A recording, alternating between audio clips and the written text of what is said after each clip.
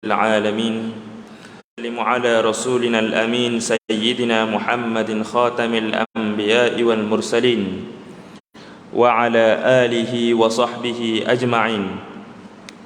سبحانك لا علم لنا إلا ما علمتنا إنك أنت العليم الحكيم ولا حول ولا قوة إلا بالله العلي العظيم. اللهم انفعنا بما علمتنا وعلمنا ما ينفعنا ربنا زدنا علما. اللهم أغننا بالعلم وزينا بالحلم وأكرمنا بالتقوى وجملنا بالعافية وحققنا بالتقوى والاستقامة. InsyaAllah pada malam ini, pada petang ini saya akan bacakan sebahagian daripada kitab Al-Arba'un Ar-Ramadaniyah, hadis 40 tentang Ramadan, yang kita akan baca sebahagian daripadanya. Mudah-mudahan Allah Ta'ala menjadikan kita daripada hamba Allah Ta'ala, bukan hamba semata-mata Ramadan. Seperti mana katanya Syekh Yusuf Al-Qardawi rahimahullahu ta'ala, jadilah kamu hamba kepada Allah Ta'ala, bukan hamba kepada Ramadan itu sendiri. Kerana orang yang menjadi hamba kepada Ramadan, setelah selesai daripada Ramadan, maka hilanglah ibadat-ibadatnya. Adapun orang yang menjadi hamba kepada Allah Ta'ala, dia keluar daripada Ramadan ini menjadi lebih baik daripada sebelum Ramadan. Dan insya-Allah kita tergolong dalam golongan yang sedemikian rupa, insya-Allah. Pada hari ini saya akan bacakan hadis daripada babnya berkenaan tentang penurunan Al-Quran ketika mana bulan Ramadan Al-Mubarak. Firman Allah Ta'ala yang kita biasa dengar semua orang baca, Syahrul Ramadan alladhi unzila fihi al-Quran hudan lin-nasi wa bayyinatin minal huda wal furqan. Firman Allah Ta'ala, bulan Ramadan yang diturunkan padanya Al-Quran, yang menjadi hidayah kepada manusia dan penerang bagi hidayah, serta pembeza antara hak dan batil. Dalam kitab Marah Libid, tafsir yang dikarang oleh Syekh Nawawi Banteng, beliau ada ceritakan pada ayat ini bahawasanya Jibril menurunkan Al-Quran secara sekaligus pada malam 24 Ramadan daripada Lauh Mahfuz sehingga ke langit dunia. Bukan turun ke Nabi ini sekaligus, tetapi diambil daripada Lauh itu secara sekaligus pada malam 24 Ramadan, diturunkan sehingga ke langit dunia. Kemudian Jibril alaihi salam ini menyalin, saling Quran dan diletakkan di dalam suhuf-suhuf, dan suhuf itu diletakkan di Baitul Izzah, satu tempat untuk simpan Al-Quran. Kemudian barulah penurunan Al-Quran berlangsung secara beransur-ansur selama 23 tahun, berdasarkan kepada keperluan semasa umat Nabi Muhammad sallallahu alaihi wasallam ketika mana Nabi hidup. Jadi 24 Ramadan itulah berlaku penurunan secara sekaligus. Jibril ambil daripada Lauh Mahfuz. Jadi ayat ini disebut Syahrul Ramadan, bulan Ramadan yang diturunkan padanya Quran hudan linnas. Hudan linnas ini, katanya Syekh Nawawi Banten, hudan di sini hidayah kepada manusia, bermaksud usuluddin, perkara yang usul, teras-teras agama. Manakala wabayinat minal huda, selepas daripada itu pula merujuk kepada furu', cabang-cabang agama. Bab fiqh banyaknya terkandung dalam bayinat. Adapun hudan linnas secara umum itu merujuk kepada ilmu akidah. Kalau kita nak percaya bab kepada Allah Ta'ala, dan Al-Quran itu juga sebagai Al-Furqan, perkara yang membezakan antara hak dan batil, antara perkara yang benar dan perkara yang salah. Dan Al-Quran ini pula, kalau Imam Syafi'i bukanlah menyebut dengan Al-Quran, tetapi Al-Quran berdasarkan kepada riwayat, kalau tak silap saya, riwayat Ibnu Katsir. Dan kita sedia maklum bahawasanya Al-Quran itu diturunkan pada malam Lailatul Qadar. Firman Allah Ta'ala, Inna anzalnahu fi Lailatul Qadr. Al-Qadar, malam Al-Qadar. Al-Qadar ni takdir lah. Daripada perkataan takdir, nak lahir perkataan takdir tu qaf dara. Maka katanya Syekh Nawawi Banten, malam ini, malam Al-Qadar ini, malam di mana diserahkan takdir kepada 4 malaikat, takdir secara tahunan diserahkan kepada 4 malaikat. Yang pertamanya malaikat Jibril, yang keduanya malaikat Mikail, yang ketiganya malaikat Izrail, dan yang keempatnya adalah malaikat Israfil. Diserahkan takdir secara tahunan kepada 4 orang malaikat ini, tertentu atas setiap orang. Takdir apa diserahkan tu? Takdir yang berkaitan dengan rezeki dia, rezeki tahunan. Hak dalam perut, hak dalam hadis lain tu dalam perut, semua tu itu sepanjang hidup. Ini sepanjang tahun pula. Diperbaharui pada malam Lailatul Qadar. Rezeki dia, ajal dia, semua benda itu pada malam Al-Qadar. Firman Allah Ta'ala, kami menurunkan Al-Quran itu pada malam Lailatul Qadar. Dalam kitab Hasyiatus Sawi ala Jawharat At-Tauhid ada disebut bahawasanya tajribah, pengalaman ulama-ulama dalam nak membendung zina sejak daripada budak-budak. Kita baca surah Al-Qadar ni, baca surah Inna Anzalna ini, pegang pada hubung-hubung budak. Berapa kali terpulang. Nak buat 3 kali boleh, nak buat lebih daripada tu boleh. InsyaAllah budak tadi yang kita baca surah Inna Anzalna itu tidak akan terkena maksiat zina sampai ke mati, insya-Allah. Tu pengalaman ulama. Kalau jadi juga itu maksudnya Allah Ta'ala tentu daripada dululah. Tapi ulama biasa buat jadi. Dok kata Nabi buat, ulama buat lagu tu. Ulama ajar kepada kita. Jadi Allah Ta'ala firman, kami menurunkan Al-Quran di malam Lailatul Qadar. Wa ma adraka ma Lailatul Qadar. Adakah kamu tahu? Wa ma adraka ma Lailatul Qadar. Adakah bahawasanya di sana kamu tahu nilai Lailatul Qadar itu sendiri? Lailatul Qadar ni biasanya orang ceritanya pada hujung Ramadan lah, pada 10 yang terakhir.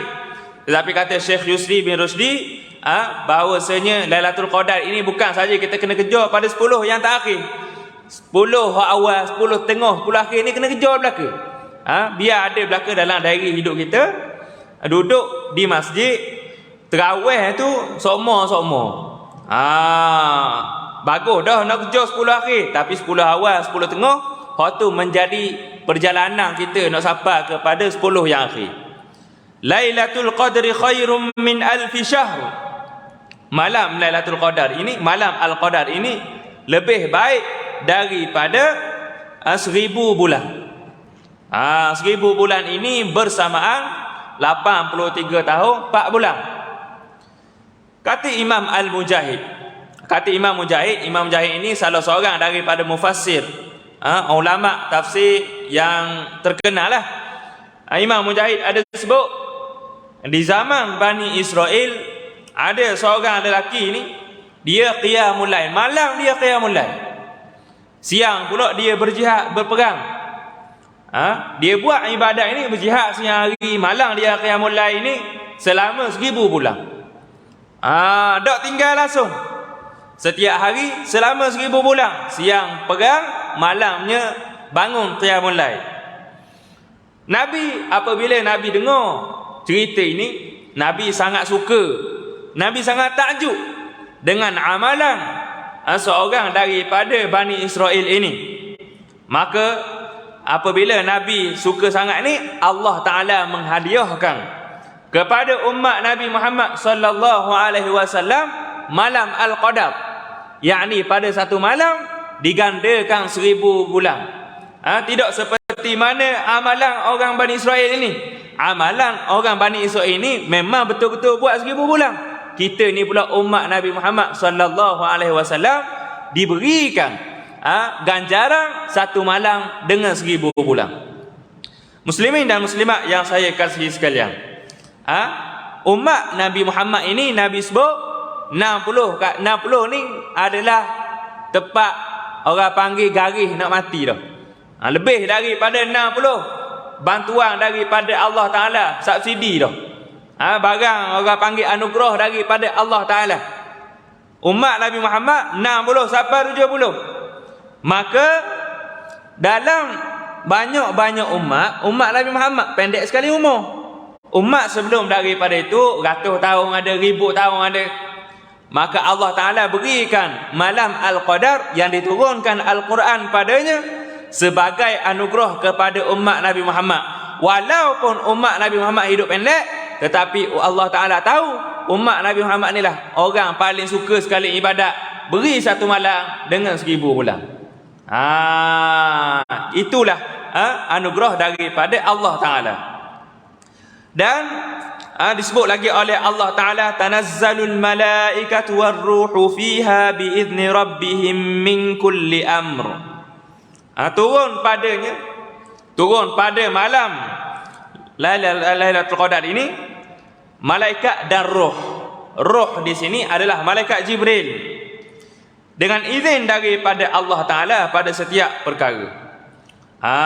Jadi pada malam Lailatul Qadar Allah Ta'ala arah kepada seluruh malaikat, termasuk malaikat Jibril yang hidup pada langit, untuk turun ke bumi mencari orang yang beribadat pada malam tu. Jadi kita akan sebut juga, adakah maksudnya Lailatul Qadar ni kena pada waktu tertentu saja. Contoh apa? Contohnya pukul 10 sampai pukul 11 saja Lailatul Qadar. Contohnya ada orang kata lah, ada orang kata Lailatul Qadar ni bukan sepanjang malam, 1/3 malam akhir saja, sejam saja, masa-masa yang tertentu. Maka adakah benar sedemikian rupa? Dijawab oleh Allah Ta'ala dalam ayat ini juga, salamun hiya hatta matla'il fajr. Berdasarkan ayat ini, Syekh Nawawi Banten sebut bahawasanya ganjaran Lailatul Qadar 1000 bulan lebih baik daripada 1000 bulan itu kita dapat kalau kita buat ibadat pada mana-mana bahagian malam pada malam Al-Qadar. Start daripada garik sampai ke subuh, orang buat awal boleh pahala Lailatul Qadar, orang buat akhir boleh pahala Lailatul Qadar, orang buat tengah malam boleh pahala Lailatul Qadar. Berbeza dengan malam-malam biasa. Malam-malam biasa 1/3 malam yang awal itu sunat kita banyakkan, sunat kita penuhkan dengan buat ibadat yang wajib. Sembahyang Isyak buat di awal, sembahyang Maghrib awal malam juga. 1/3 malam yang tengah kita buat sunat, kita buat solat. Solat kita banyakkan perkara-perkara sunat. Yang ke 1/3 yang terakhir pula, sunat pada yang terakhir itu pula kita banyakkan doa kepada Allah Ta'ala. Ini pada malam-malam yang lain. Adapun pada malam Al-Qadar, Allah Ta'ala akan memandang pada malam Al-Qadar itu satu malam sama saja. Buat pahala sunat pada awal, buat benda sunat pada awal malam pun boleh pahala lebih. Buat semayang lewat sikit pun boleh pahala 1000 bulan. Insya-Allah Ta'ala khas kepada umat Nabi Muhammad sallallahu alaihi wasallam.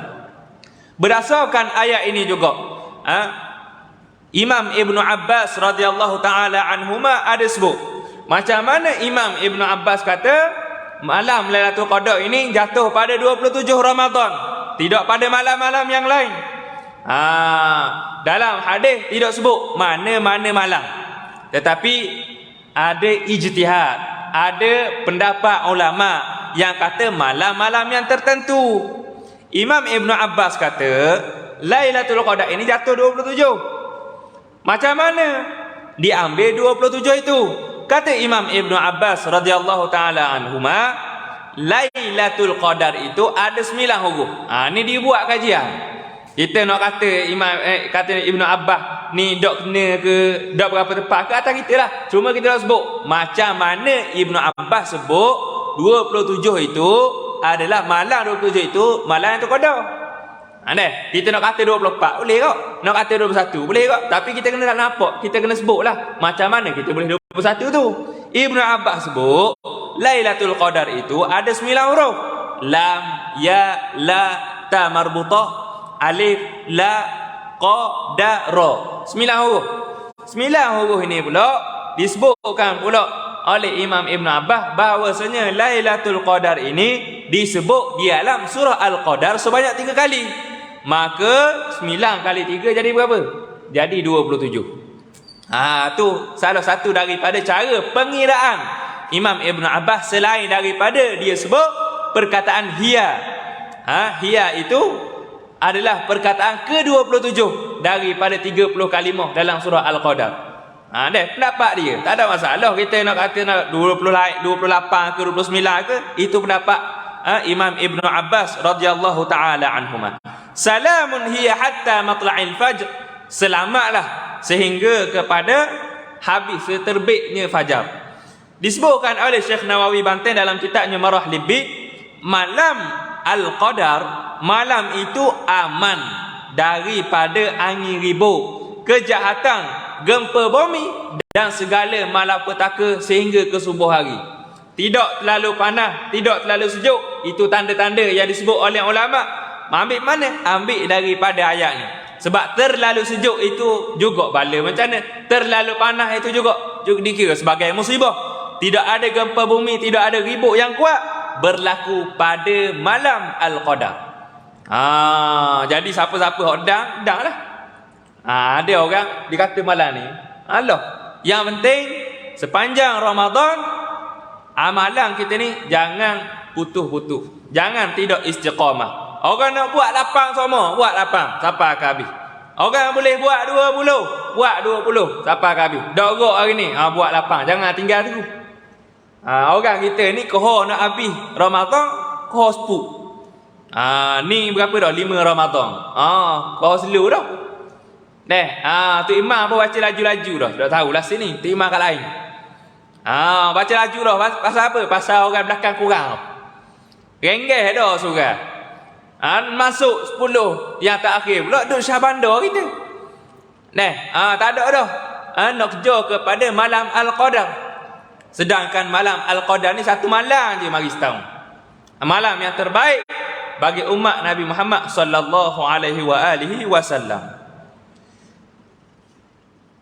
Kita baca hadis yang diriwayatkan oleh Imam Ahmad. Nak cerita lagi tentang penurunan Al-Quran di bulan Ramadan Al-Mubarak. An Wathilah bin Al-Asqa radhiyallahu ta'ala anhu anna Rasulullah sallallahu alaihi wasallam qala unzilat suhufu Ibrahim alaihi salamu fi awwal lailatin min Ramadan. Diturunkan suhuf Ibrahim alaihi salam pada awal malam, pada malam yang pertama di bulan Ramadan. Selain daripada kitab, kita juga sebagai orang Islam wajib beriman Allah Ta'ala menurunkan suhuf. Suhuf ini lembaran-lembaran. Kitab ni pula stokor begini. Lembaran-lembaran, kertas-kertas. Jadi suhuf yang sahihnya adalah suhufi Ibrahim wa Musa, seperti mana yang disebutkan oleh Allah Ta'ala di dalam surah Al-A'la, Sabbih isma rabbikal a'la. Adapun yang lain itu dalam Al-Quran tidak disebutkan. Maka suhuf Ibrahim diturunkan pada malam pertama bulan Ramadan Al-Mubarak. Wa unzilatit Tauratu li sitti madaina min Ramadan. Dan diturunkan Taurat. Taurat ini diberikan kepada Nabi Musa alaihissalam pada malam ke-6 daripada Ramadan Al-Mubarak. Wal Injilu li 13 khalat min Ramadan. Dan Injil pula turun pada 13 Ramadan. 13 Ramadan. Boleh katanya semua kecuali Zabur. Zabur ni tidak diturunkan pada bulan Ramadan, tak sabit dalam hadis. Dalam hadis disebut Taurat turun 6 Ramadan, Injil turun 13 Ramadan. Al-Quran pula wa unzilal furqanu li 24 khalat min Ramadan, dan diturunkan Al-Furqan, yakni diturunkan Al-Quran pada malam 24 Ramadan. Ni kita sebut dah 24 ni macam mana, yakni 24 daripada loh kepada langit dunia. Tu pun khilaf ulama lah, ada kata 17, ada itu ikut pandai. Kita tak ambil bincang bab khilaf ulama, cuma kita nak sebut kebanyakan daripada kitab-kitab samawi itu diturunkan pada bulan Ramadan al-Mubarak. Tidak ada kitab-kitab yang diturunkan secara berperingkat kecuali kitab Al-Quran. Kitab lain semua boleh berdebak. Kitab Taurat, Nabi Musa pergi munajat 40 hari, boleh berdebak. Injil pula diberikan kepada Nabi Isa, boleh stokor juga. Tetapi Nabi Muhammad sallallahu alaihi wasallam rahmat bagi umat dia, turun sikit-sikit. Turun sikit-sikit supaya boleh tambah iman tu slow ibadat. Sampailah kepada penyempurnaan Al-Quran beberapa minggu. Ada katanya 2 bulan sebelum Nabi SAW meninggal dunia. Nabi SAW setiap kali Ramadan Nabi akan khatam sekali, bertadarus dengan Jibril alaihissalam. Ketika mana Nabi nak meninggal, tahun terakhir Ramadan terakhir Nabi khatam 2 kali. I'tikaf Nabi SAW adalah pada 10 akhir Ramadan. 10 akhir Ramadan Nabi tak cara bini, Nabi tidak setubuh dengan bini, Nabi tidur dalam masjid i'tikaf. Tetapi pada Ramadan yang terakhir Nabi SAW beriktikaf selama 20 hari. Nak sebut apa kepada kita? Nak sebut kepada kita, semakin kita ni naik umur, semakin kita rasa dekat dengan kubur, sepatutnya kita ni menambah lagi amal ibadat kita. Nabi SAW tahu ajal mari bila. Kerana apa? Kerana Nabi-Nabi ni semuanya mengetahui umur mereka ni habis bila. Dan bahkan ketika mana siapa ajal akan diberi pilihan, nak sambung lagi ke tak? Kalau kena ke kita nak sambung lagi, nak sambung semua. Tapi Nabi-Nabi tidak ada yang nak menyambung, semuanya nak berjumpa dengan Allah Ta'ala. Baik. Wa an Abi Hurairah radhiyallahu ta'ala anhu anin Nabi sallallahu alaihi wa alihi wasallam qala man shama ramadhana imanan wa ihtisaba ghufira lahu ma taqaddama min dhanbi. Barang siapa yang berpuasa pada bulan Ramadan al-Mubarak imanan di sini bermaksud membenarkan bahawasanya ia adalah ketaatan, membenarkan bahawasanya puasa, membenarkan bahawasanya sembahyang tarawih, ibadat, sedekah, iktikaf dalam bulan puasa itu adalah ketaatan daripada Allah Ta'ala. Kita tak mahu jadi macam orang lain, kerana orang lain ada setengah manusia buat amal ibadat kerana ikut-ikut orang. Kalau silap saya, Abul A'la Al-Maududi ada sebut bahawasanya kenapa kau orang ramai di bulan puasa, ramai di masjid ni pada bulan puasa? Kerana mereka ramainya ibadat ini tengok orang lain. Tengok orang lain di sembahyang tarawih ramai pergi ikut attack. Kita tak boleh nak marah. Bagus benda tu, tak ada masalah. Itu adalah suasana ibadat. Tapi sebab apa pada bulan puasa je ramai, pada bulan lain tak ada? Kerana mereka buat amal ibadat ini, ramai daripada manusia buat amal ibadat kerana ikut suasana, ikut orang. Bukan daripada kita sendiri yang merasa bahawasanya perkara itu adalah perkara ketaatan yang Allah Ta'ala anjurkan kepada diri kita ini.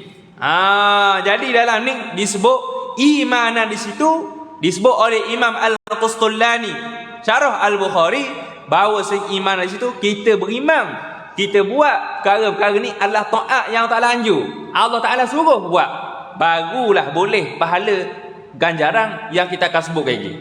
Wahtisaban, ihtisaban ni dia pula ihtisaban. Ihtisaban ini adalah dengan keikhlasan, tidak ada riak. Ada juga ke puasa dalam keadaan riak? Dalam hadis yang lain ada disebutkan bahawasanya as-siyamuli, puasa itu bagiku. Dalam hadis kursi Allah Ta'ala sebut puasa itu bagiku, wa ana ajzi bih, aku yang akan beri pahala padanya. Ulama-ulama sebut, kenapakah Allah Ta'ala sebut lagu tu bahawasanya tidak ada seorang pun tahu pahala puasa setiap daripada kita ni. Saya mungkin lain, Tok Bilal lain, Tok Imam lain, pahala puasa. Tak ada orang tahu pahala puasa di banyak mana. Kerana apa?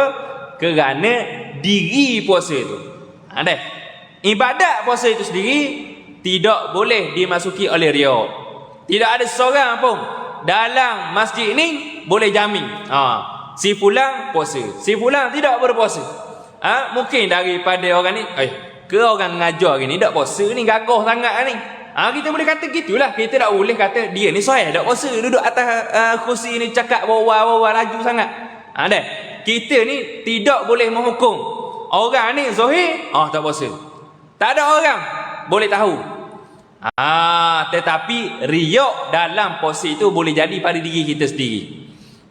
Bila kita ni rasa nak tunjuk pada orang lain, itu tidak ada ihtisab.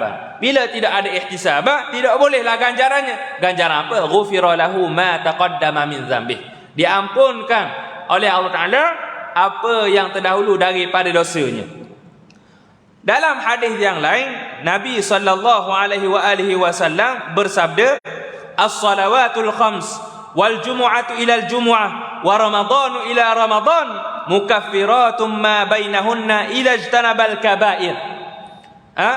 Semayang 5 waktu, Jumaat ke Jumaat, Jumaat masuk Jumaat lain pula, wa ramadhanu ila ramadhan, dan di antara Ramadan masuk Ramadan lain pula, mukaffiratun ma bainahunna, penghapus dosa di antara kedua-duanya, idza ijtanabal kabair, jika sekiranya kita meninggalkan dosa besar.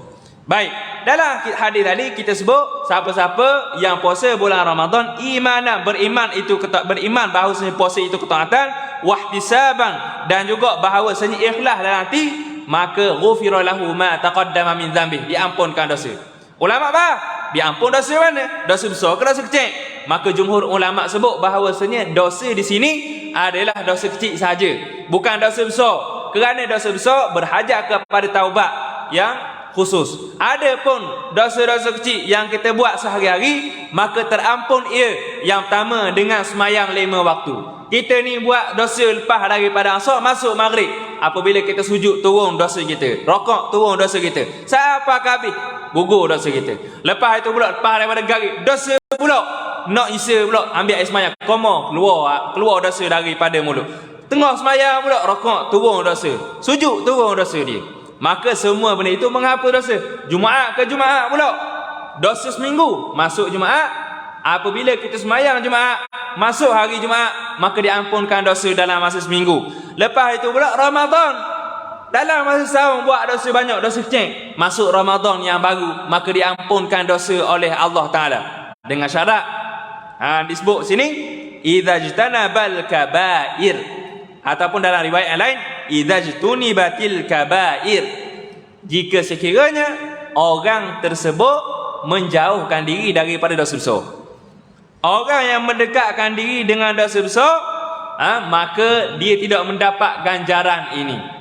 Orang yang buat dosa besar, dia kena bertaubat. Dia kena bertaubat secara khusus, menyebut bahawasanya dosa ini dengan Allah Ta'ala, barulah dia mendapat ganjaran yang Nabi SAW sebut ini. Maka kita kena tilik diri kita ni. Bila kita belajar bab ganjaran, jangan kita tengok pada diri kita. Ni kita bila belajar bab ganjaran, kita tengok diri kita, banyak dah ibadat tahun ni. Bila kita tengok bab kesilapan, kita tengok tak orang. Belajar tasawuf habis kitab pun memang tak akan jadi baik. Kita apabila kita tengok ganjaran, kita tengok pada orang lain. Tengok pada orang lain, Allah, dia baik daripada aku lagi ni. Aku tak ada benda. Bila tengok, bila belajar bab kesilapan, kita tengok pada diri kita. Aku ni ada dosa besar. Kena bertaubat. Bukan kata kau orang lain.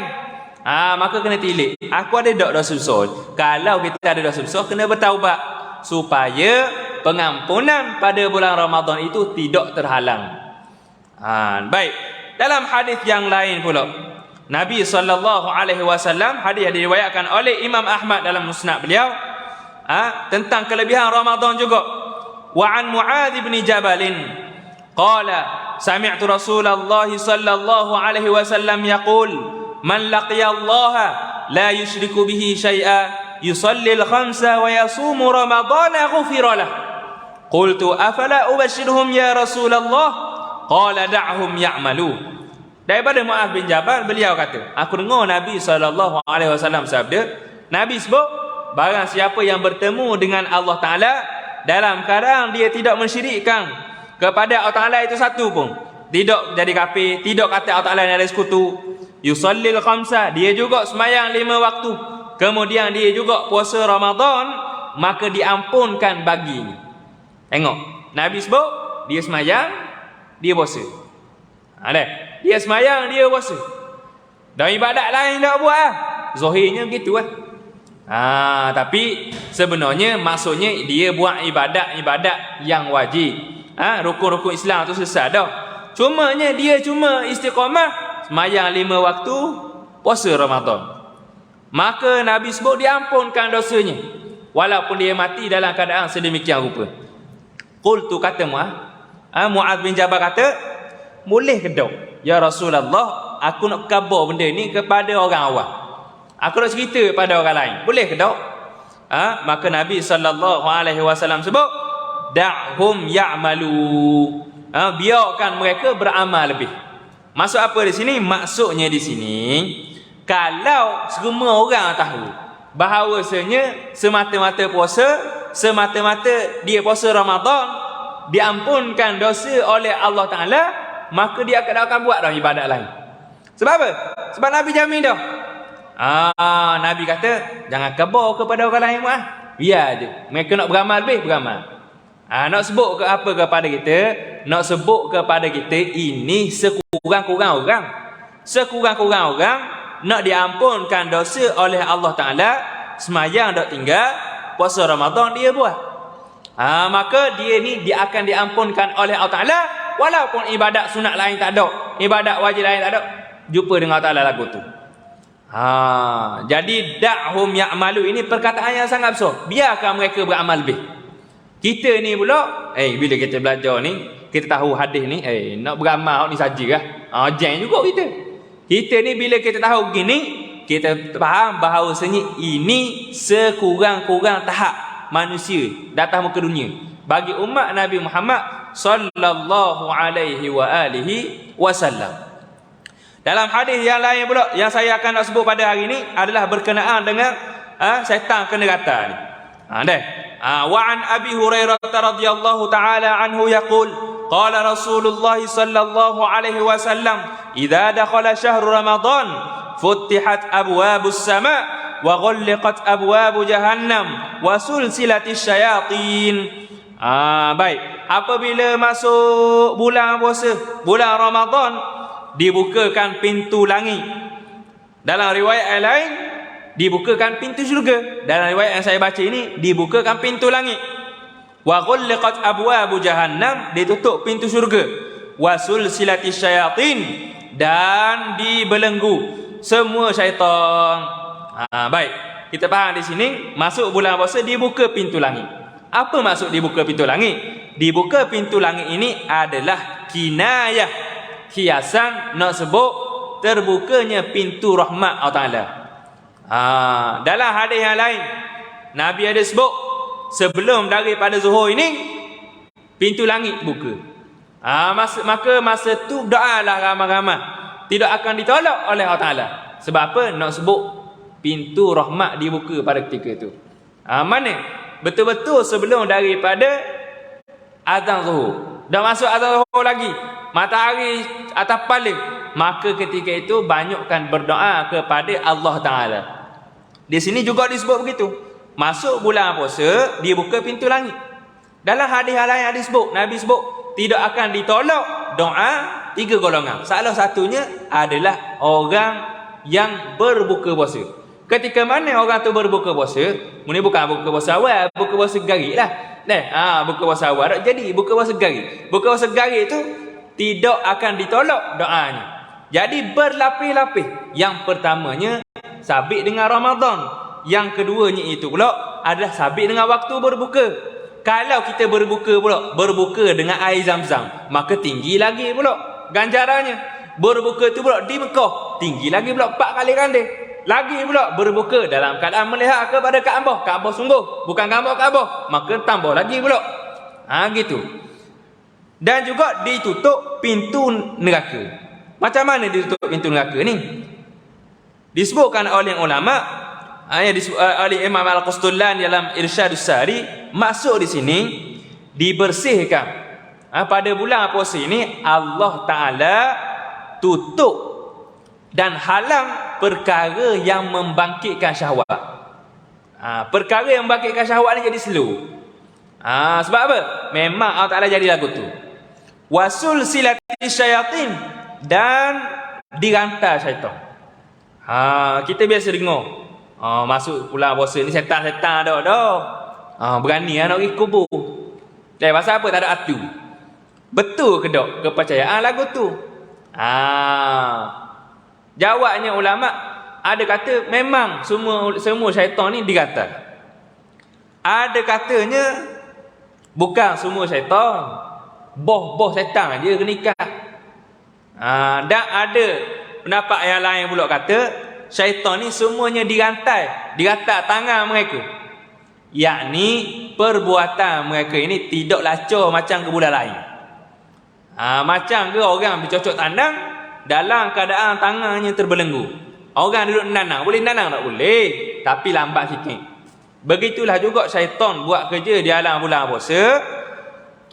Dalam keadaan tangan mereka terbelenggu. Ini syarahan yang paling dekat dengan kita bagi memberikan gambar orang.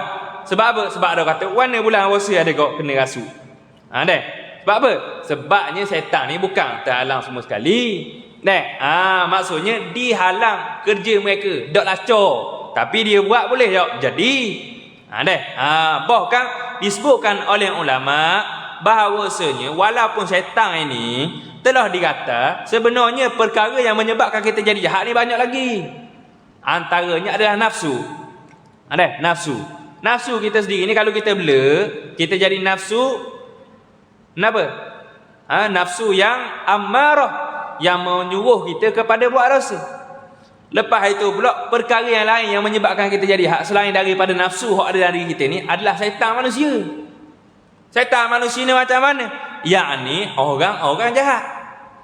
Sayang-sayang kita, sayang-sayang belagayang sekali dengan kita, sebeh belagayang. Dah bulan puasa plastik hitam, ajak. Itu syaitan manusia. Yang mengajak kita kepada kejahatan. Syaitan ni dia ajak buat jahat. Kalau syaitan jin tu hak kita nampak, hak nampak mata ni, hak manusia ni. Sayang-sayang kita. Lepas tu anak beranak kita, itu juga termasuk dalam golongan syaitan manusia yang tidak diikat pada bulan puasa, boleh menyebabkan kita jadi jahat. Disebut dalam syarah hadis. Dalam riwayat yang lain ada disebut bahawasanya yang diikat pada bulan puasa ini adalah maradatul jinni. Maradatul jinni ini jin yang sokmo buat nakal, buat jahat. Jin buat ngosek-ngosek orang. Jin yang sering berbuat kejahatan, usik manusia ini diikat pada bulan puasa. Riwayat Imam Tirmizi. Dan dalam hadis disebut wa yunadi munadi. Ketika mana start bulan puasa, dalam diri setiap orang yang nak berbuat kebaikan. Saya sebut orang yang nak berbuat kebaikan, dia ada benda ni dari diri. Ilham dia bagi. Ilham ni lawan bagi waswah. Waswah bisikan syaitan. Orang kita faham waswah ni akad takbir 15 kali. Dah masuk-masuk niat. Itu waswah juga. Tapi waswah yang sebenar adalah bisikan syaitan. Lawan kepada bisikan syaitan dipanggil ilham, bisikan malaikat. Jadi berlawan semua dalam diri kita ni ilham dengan waswah. Kalau kita menangkan perkara kebaikan, ilham menang. Kalau kita menangkan perkara kejahatan, waswah menang. Maka di bulan puasa, apabila masuk malam pertama bulan puasa, dalam diri orang yang baik dia akan ada ilham. Hati orang berkeinginan untuk buat baik ada sebut ya baghiyal khairi aqbil. Wahai orang yang nak kepada kebaikan, aqbil. Mari sini, mari sini. Dekatlah dengan ibadat. Wa ya baghiyasy syarri aqsir. Dan wahai orang yang nak buat kejahatan, aqsir, tahan diri sekejap daripada buat jahat. Ini detikang ini ada pada orang yang nak berubah jadi baik pada bulan puasa. Orang yang nak buat baik pada bulan puasa saja ada detik ni. Walillahi utaqa'u minan nar wa dzalika kulla lailah. Dan Allah Taala ada beberapa golongan yang akan dibebaskan daripada neraka. Perkara ini berlaku setiap malam pada bulan puasa. Yakni pada malam bulan puasa akan dibebaskan beberapa golongan daripada neraka Allah Taala, dilepaskan awal. Maka disebutkan sebegini ilham kita ni sebut dalam diri ni sebab apa? Kerana katanya pengarang Tuhfatul Ahwazi bahawasanya bila ada ilham sedar Allah Taala akan bebaskan orang daripada neraka setiap malam bulan puasa, supaya diri orang yang nak buat baik ini sedar, mudah-mudahan kita ni juga akan tergolong dalam golongan yang dibebaskan tu. Ni ilham. Ilham yang mana ada pada orang yang nak baik saja. Ada pun orang yang tidak mendedahkan diri kepada nafahat. Nafahat ini hembusan rahmat daripada Allah Taala. Al-Imam Al-Haddad ada sebut bahawasanya orang yang nak baik, nak jadi baik, dia kena dedahkan diri dia kepada nafahat, hembusan rahmat Allah Taala. Yakni apa? Kena pergi pak orang mengajar, kena mari ke masjid. Tak boleh orang yang nak berubah jadi baik, dia kata malu nak pergi pak orang belajar malu nak pergi masjid ni, jadi kau baik lagi. Tak boleh dia kata gitu, dia tidak akan jadi baik kecuali dengan izin Allah Taala lah. Ghalibnya biasanya tak akan jadi baik. Nak jadi baik, Imam Haddad sebut kena dedahkan diri kepada nafahat. Nafahat ni hembusan rahmat Allah Taala. Mari ke masjid, berkawan dengan orang soleh, duduk dengan ustaz-ustaz, barulah dia jadi baik. Ada pun orang yang tidak mendedahkan diri kepada nafahat, walaupun dia hampir jadi baik, dia boleh jadi jahat lebih teruk daripada itu pula. Kalau dia tidak duduk diri dia ni dalam kawasan orang yang baik. Mana dalam hadis-hadis sebutkan Bani Israel, orang yang bunuh 99 orang, nak bunuh 99 orang.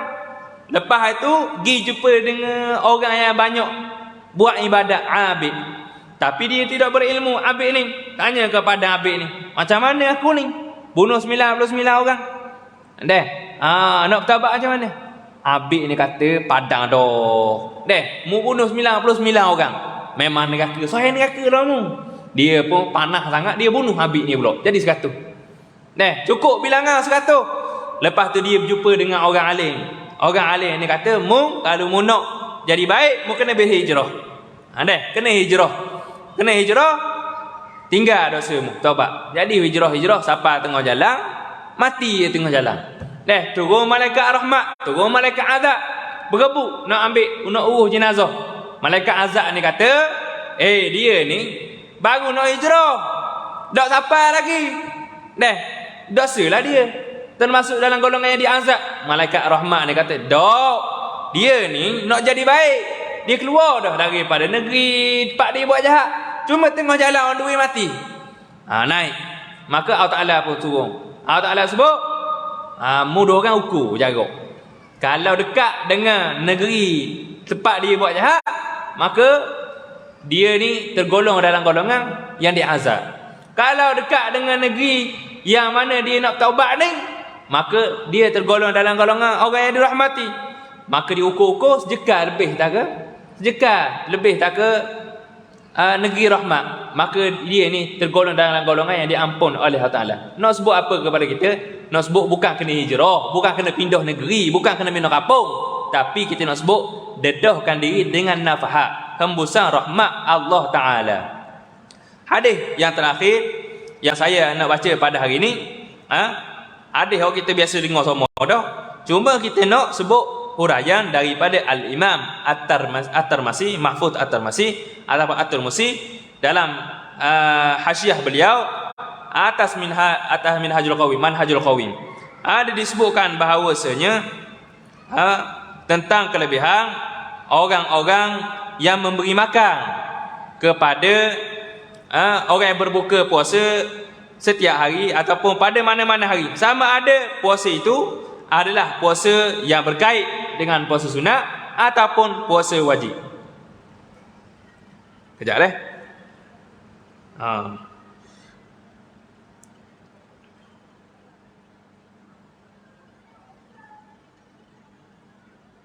sabda Nabi sallallahu alaihi wasallam, man fattara shaiman kana lahu mithlu ajrih ghaira annahu la yanqusu min ajri as-shaimi syai'a. Nabi sallallahu alaihi wasallam bersabda, barang siapa yang memberi makan kepada orang yang berbuka, orang yang berpuasa, memberi makan berbuka puasa untuk orang yang berpuasa, maka bagi pemberi itu pahala orang yang berpuasa itu. Seumpama pahala orang yang berpuasa itu, tanpa mengurangi pahala orang yang berpuasa itu sedikit pun. Dalam kitab Hasyiah Tirmizi ada disebutkan, faham daripada hadis ni, kalau saya beri kepada Tok Bila makanan untuk buka puasa, maka pahala puasa Tok Bila boleh pada saya. Gitu, zahir. Maka bagaimana kalau orang yang diberikan tu, penerima juadah berbuka puasa itu tidak menyempurnakan puasanya, ataupun dia puasa penuh sehari tapi pahala dia tak penuh. Macam mana? Dia puasa hari tu, Tok Bila beri pada saya juadah berbuka puasa, tapi saya hari tu saya ngopak mata tengok orang puang. Dah pergi bazar semua, hidung ni pula duduk bau makanan semua, buat perkara-perkara makruh. Maka walaupun Tok Bila beri kepada saya makanan untuk berbuka puasa dan saya guna untuk berbuka puasa, tetap pahala tidak dapat kepada Tok Bila gitu. Pasal apa? Sebab pahala puasa saya kosong dah hari tu. Saya tidak ada pahala puasa, saya cuma puasa saja, tak boleh pahala. Maka tidak ada pahala, dan pemberi yakni Tok Bila tu tak boleh pahala juga dalam kes ni. Maka nak sebut apa? Nak sebut yang pertamanya, saya nak sebut, kita kalau nak beri makanan orang buka puasa, beri kepada orang baik. Ada tok guru, budak pondok, hak zahir dia tu baik, tak beri kepada mak ngisak. Ni lalu mak ngisak panggil kau, dia tu pakai luar pendek, curi pelang umur kita dah. Beri dah setabu. Makanan berbuka puasa bagus, memberi tu bagus, cuma kita nak pahala sekarang ni. Kita bincang pahala. Yang kedua, kalau kita ni menerima juadah berbuka puasa, kita ni jagalah puasa kita molek. Jagalah puasa kita molek, supaya kita ni dapat beri pahala juga kepada orang yang memberikan makanan kepada kita tu. Maka daripada hadis ni, kita kena jadi orang yang baik dalam menerima bab buka puasa, bab juadah buka puasa, dan juga kita kena cari orang baik untuk menerima juadah yang kita nak berikan tu. Walaupun dalam kitab sebut walaupun orang ni tak puasa. Contohnya orang puahid. Orang puahid, dia buat ambil makanan, dia masak makanan di rumah dia, dia pun cari. Dia cari budak pondok 100 orang. Maka hari tu dia boleh 100 pahala puasa budak pondok tu. Ni contoh yang kita berikan. Tapi kalau orang tu dia puasa, dia beri pula kepada orang lain buka puasa, maka dia boleh 2 kali juga. Pahala diri dia saja dan pahala pada orang yang menerima juadah berbuka puasa tersebut. Maka kita pada hari-hari yang mulia ini, jangan kita ini jadi kedekut. Air masak boleh kita beri untuk berbuka puasa, khemah sutir pun boleh nak beri untuk buka puasa. Nasi sebukuh tu mewah sangat dah untuk orang yang berbuka puasa. Tiap-tiap hari janganlah kita tinggal amalan-amalan yang soleh yang mana Allah Ta'ala hidangkan pada bulan puasa saja. Akhir kata, pada hari ini saya nak galakkan beriktikaf di alam masjid. Dalam bulan puasa, amalan sunat boleh pahala wajib. Kita iktikaf ni, masuk masjid, tak ada sembahyang apa, jangan hadap so je. Jangan berjunuk je masuk masjid. Masuk dalam masjid, niat duduk, niat iktikaf. Sahaja aku iktikaf kerana Allah Taala. Depan tak ada, depan tak ada. Biasa ada sejid-sejid ada kan? Label-label iktikaf tu, iktikaf kerana Allah Taala. Iktikaf duduk saja, duduk seminit, tubik pula. Boleh pahala dah. Jadi kalau bulan puasa, pahala wajib, amalan wajib boleh pahala 70 kali ganda. Amalan sunat pula boleh pahala wajib. Ulama-ulama ajar kepada kita ni buat amalan biar berganda 70 juga. Amalan sunat. Macam mana? Kita jadikan amalan itu wajib. Contoh macam mana? Kita nazar kan iktikaf yang kita buat. Jangan kita menazar benda kita tak mampu buat. Ni nazar nak pergi makan sekapung orang. Memang tak mampu betis riak. Sekarang ni kita mampu tak nak iktikaf ni sekarang ni? Mampu. Maka kita sebut dengan lidah kita, saya bernazar nak iktikaf dalam rumah Allah Taala ni. Lepas tu kita pun niat, sahaja aku nazar, sahaja aku iktikaf nazar kerana Allah Taala. Maka kita iktikaf boleh pahala wajib, yakni 70 kali ganda. Ada pun orang semata-mata iktikaf dia buat hak sunat, maka dia boleh pahala wajib saja. Kita hak buat wajib, maka boleh 70 kali ganda pula di sisi Allah Taala. Mana boleh? Bulan puasa je, bulan lain tak ada dah. Insya-Allah Taala Allah Taala akan memberikan ganjaran kepada kita, dan yang lebih penting adalah istiqamah untuk buat kebaikan sehinggalah masuk kepada bulan-bulan yang lain, dan insya-Allah kita akan bertemu lagi pada bulan Ramadan yang akan datang kalau Allah Taala panjangkan umur kita, insya-Allah Taala. Saya rasa cukup sekadar itu saja pada hari ini. Apa yang salah itu datang daripada diri saya sendiri, yang baik itu datang daripada Allah Taala. Mudah-mudahan kita semua tergolong dalam golongan yang sedikit, yakni keluar daripada bulan puasa menjadi lebih baik daripada sebelumnya, biiznillah taala. Allahumma aghnina bil ilmi wa zayyinna bil hilmi wa akrimna bit taqwa wa jammilna bil afiyah wa haqiqna bit taqwa wal istiqamah. Wa sallallahu ala sayyidina Muhammad wa ala alihi wa sahbihi wa baraka wasallam. Walhamdulillahi rabbil alamin. Assalamualaikum warahmatullahi taala wabarakatuh.